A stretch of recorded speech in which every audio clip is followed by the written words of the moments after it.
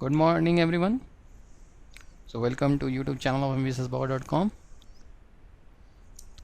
Cabinets approves setting of the National Recruitment Agency. देखो ये news जैसे ही आया, cabinet approves setting of the national recruiting agency, recruitment agency NRA, तब से एक पूरा स्टॉर्म, एक डाउट, एक पूरी आंधी सी आ गई है कि कैसे होंगे अब परीक्षा। क्या IBPS बंद हो जाएगा, क्या SSC बंद हो जाएगा, क्या RRB बंद हो जाएगा। इस तरह के डाउट्स जो हैं अब आ रहे हैं सारे के सारे स्टूडेंट्स में। तो इस डाउट्स को दूर करने के लिए ये वीडियो बनाया गया। इस वीडियो को 5 से 7 मिनट का ये वीडियो जब आप लोग देखोगे उसके बाद से आप लोगों को क्लियर हो जाएगा कि ऐसा कोई भी चेंजेज हुआ है जो कि बहुत बड़ी रिफॉर्म लाएगी या ऐसा कुछ चेंजेस नहीं हुआ है। देखो पहली बात तो ये समझना बहुत ज़रूरी है कि ये कोई ऐसा अचानक से लिया हुआ डिसीजन नहीं है। NRA जब 1 फरवरी को जब बजट जब स्टार्ट हुआ था, निर्मला सीतारमन जो हमारी फिनांस मिनिस्टर हैं, उन्होंने अनाउंस किया था कि recruitment agency will be set up for all computer based examination. ये बात हुई थी, ठीक है, for the recruitment in the government and the public sector banking.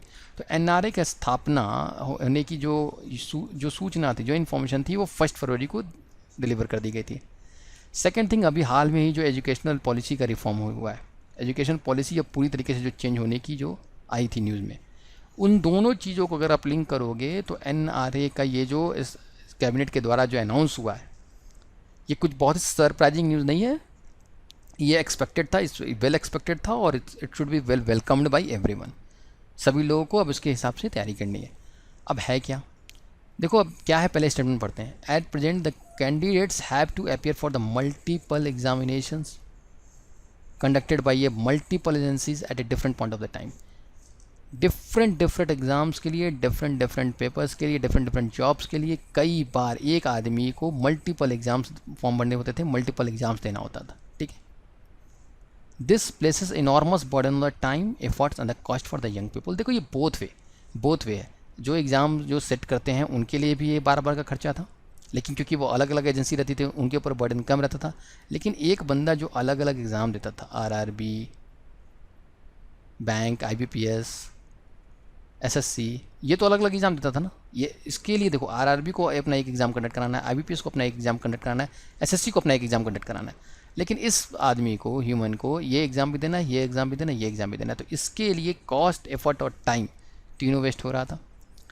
To mitigate मतलब इसको हटाने के लिए, to mitigate the hardship so faced, it is propose to set up a national recruitment agency as an independent professional, ठीक है, for all the non gazetted post. ये बहुत important है। गैजेटेड पोस्ट कौन सा है? जिनके पास सील की अथॉरिटी होती है, जिनके पास पावर रहता है कि वो किसी भी डॉक्यूमेंट को ऑफिशियली गैजेट कर दें, ऑफिशियली उसे डिक्लेयर कर दें, ठीक है। जब देखते हो ना, जब, चलो ठीक है, वो तो बाद में देखेंगे। तो एक single agency will setup to conduct a common test for the organisation like the IBPS, RRB and SSC। अभी इन तीनों को कंसीडर किया गया है। अभी याद रखना, IBPS, RRB और SSC, इन तीनों को कंसीडर किया गया है और इन तीनों को मिलाकर एक एजेंसी बनाई गई है NRA। बहुत इंपॉर्टेंट है कि याद रखना कि ऐसा बिल्कुल ही क्लियर दिया गया है नोटिफिकेशन में। अगर आप पढ़ोगे नोटिफिकेशन तो ये जो एग्ज़ाम होगा CET, इसका एग्ज़ाम का नाम देंगे कॉमन एलिजिबिलिटी टेस्ट। ये हर लेवल के लिए होगा, 10th के लिए भी होगा, 12th के लिए भी होगा, पोस्ट ग्रेजुएशन के लिए होगा। इसका क्या मतलब है?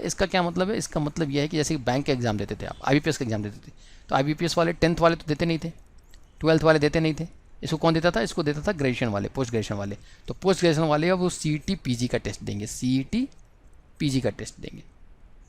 SSC के लिए किसी एक चीज़ पोस्ट आती है, लेवल D, लेवल C, जो भी पोस्ट आती है वो क्लास, मान लो क्लास 10th में उसकी एलिजिबिलिटी मांगी है, तो वो कौन सा एग्ज़ाम देगा? CET 10। और इसी तरह जो भी एग्ज़ाम RRB का या कोई भी ऐसा एग्ज़ाम है जिसमें सिर्फ 12th पास की ज़रूरत है, 12th पास की, तो वो एग्ज़ाम देंगे CET 12। तो इस तरह करके 3 कॉमन एंट्रेंस टेस्ट होंगे अलग अलग लेवल पे, पोस्ट ग्रेजुएशन पे, 10th पे और 12th पे, ठीक है। और जो CET का मार्क्स होगा वो 3 साल तक वैलिड होगा। कितने साल तक वैलिड होगा? 3 साल तक वैलिड होगा। देखो एक चीज़ और याद रखना, एक चीज़ यहाँ बहुत अच्छा बताया गया है, ये आप लोग को एक्सप्लेन कर दे रहा हूँ क्योंकि आप लोग को समझ में आएगा बहुत अच्छे से। अभी है नवंबर 2020 में, मतलब अभी अगस्त है, नवंबर 2020 में पहला CET का मान लो एग्जाम होता है। हालांकि इसको होने में 2021 से, हाँ एक बहुत इंपॉर्टेंट बात है कि ये एप्लीकेबल 2021 से है, तो इसको हम लोग क्या करेंगे, नवंबर 2021 करते हैं। नवंबर 2021 में पहला एग्ज़ाम होगा।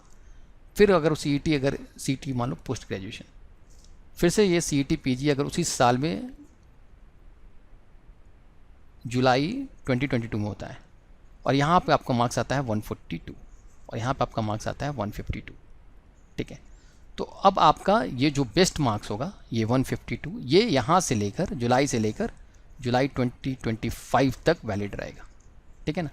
तो आपके नंबर ऑफ अटेम्प्ट्स को रोका नहीं गया है, आप नंबर ऑफ अटेम्प्ट जितनी बार भी चाहो उतनी बार भी दे सको। चलो इसको अदर वे करते हैं, अदर वे अराउंड करते हैं। अगर आपका नवंबर में आपका एग्ज़ाम मार्क्स आता है 152 नवंबर 2021 में, और जब आप दूसरी बार एग्ज़ाम देते हो और आपका किसी भी कारण से अनफॉर्चुनेटली आपका मार्क्स जो है जाता है 140 जुलाई 2022 में, तो आपका अगर ये मार्क्स अगर कंसीडर करना है तो आपका इस नवंबर 21 से लेकर नवंबर 2024 तक आपका ये मार्क्स वैलिड रहेगा। तो इसीलिए देखो कितनी फ्लेक्सिबिलिटी है। एक चीज़ समझो, फ्लेक्सिबिलिटी इस तरीके से कि आप अपने मार्क्स को डिसाइड कर सकते हो कौन सा आपका बेस्ट मार्क्स है, CET ही डिसाइड करेगी, और उस मार्क्स जिस भी एग्ज़ाम में आप आए हो वहाँ से 3 साल के लिए वैलिड होगा, ठीक है। और 3 साल के लिए वैलिड होने से फ़ायदा क्या होगा? 3 साल से वैलिड होने से फ़ायदा ये होगा कि जो भी पोस्ट ग्रेजुएशन लेवल के, मैं एक एग्जांपल ले रहा हूँ, पोस्ट ग्रेजुएशन या 10th 12th कुछ भी समझ सकते हो आप।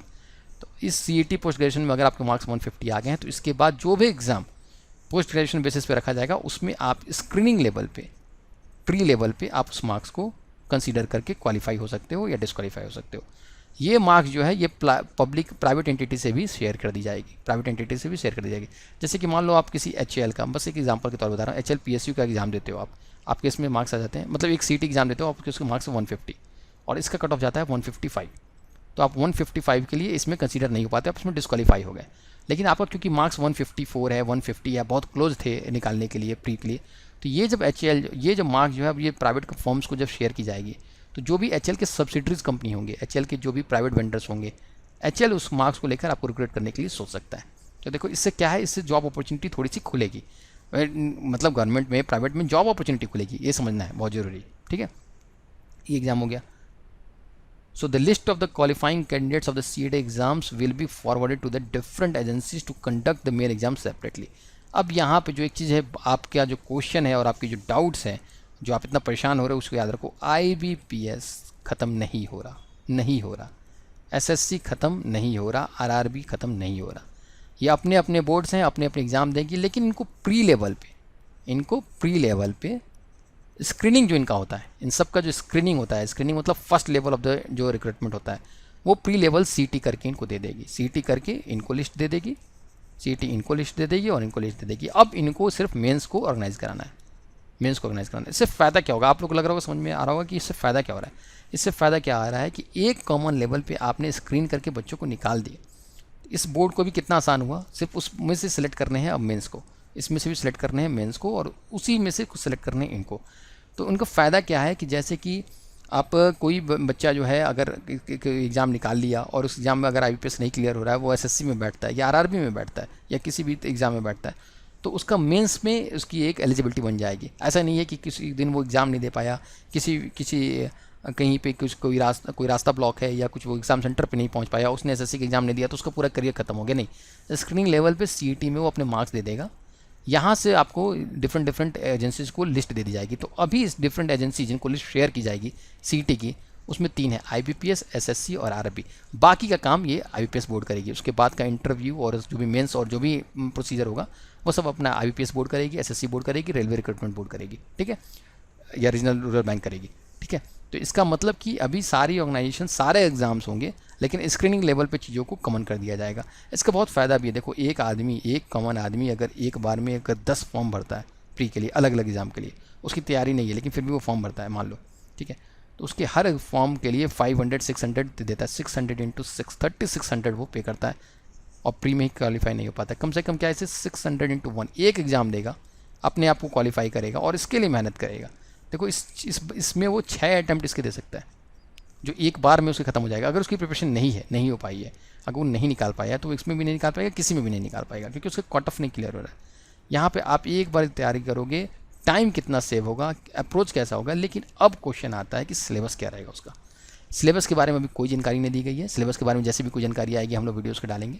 सिलेबस के बारे में कुछ भी नहीं बताया गया है अभी बस इतना ही समझ में आ रहा है कि एक कॉमन एंट्रेंस टेस्ट होगा NRA के थ्रू, और वो NRA जो है क्या करेगी, NRA जो है प्री के मार्क्स निकालेगी और प्री के मार्क्स के को डिफरेंट एजेंसी को शेयर कर देगी, और डिफरेंट एजेंसी जो है उनको मैं नाम बता चुका हूँ आपको.